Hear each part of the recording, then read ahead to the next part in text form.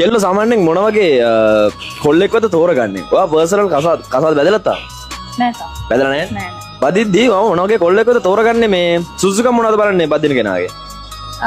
ලස්සන වෙන්න ඕනේ. නළුවෙක් වගේ. සල්ලි ගොඩාක් තියෙන්න ඒක ඕනේ. නළුවෙක් වගේ වෙන්න ඕනේ. ඔව් නළුවෙක් වගේ ලස්සන වෙන්න ඕනේ නැත්නම් වැඩ නෑ. හරි. ගොඩාක් සල්ලි තියෙන්න ඕනේ. මට වේදම් කරන්න පුළුවන් විදියට සල්ලි තියෙන්න ඕනේ. ආසාස දේවල් ගන්න පුළුවන් විදියට සල්ලි තියෙන්න ඕනේ. ආස ඕනම දෙයක් ගන්න සල්ලි දෙන්න. අනිවාර්යයෙන්ම සල්ලි තියෙන්න ඕනේ නැත්නම් වැඩ නෑ. බැලෙන සල්ලි දෙන්න ඕනේ. අනිවාර්යයෙන්. තව ආදරේ වෙන්නත් ඕනේ. ආදරේ වෙන්නත් ඕනේ. ඔව්. හරි. මං කියන දේ අහගෙන ඉන්නත් ඕනේ. අම්මට සිරේ කියන්නේ? මෙහෙමයි.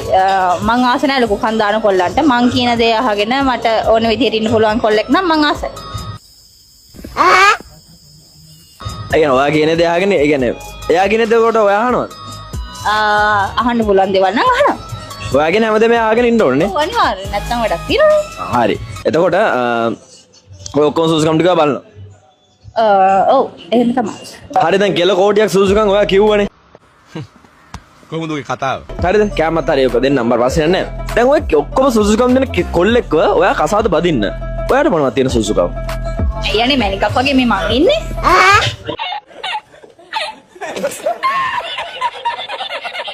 අමරිකාවක් වගේ ඔයා ඉන්නවා. මේ ජොබ් එකක් කරනවද? ජොබ් එකක් කරන්නේ. ජොබ් මොකුත්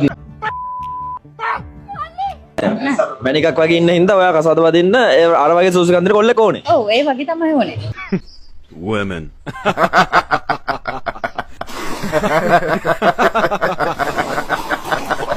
මේකයි නංගියා වැඩේ. හරිද? තරහ වෙන්න එපා. මම එහෙම කිව්වට.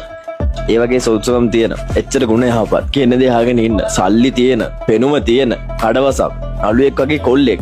බෝ බදින්න පිස්සුවක් තියනවද බං? ඕවේ නම් වෙන කවරකින් හොත කෙල්ලෙක්ව බදිනවනේ. ජොබ් එකකුත් නැතුව මේ ඔබ බදින්න පිස්සුවක් තියනවද? Emotional damn it. යථාර්ථය ඔන්න ඕකයි. ඒක දෙනුම් ගනි ආ. මේ පරාටයක් ආ. එනම් පරයන් ඒකත් දෙන්න.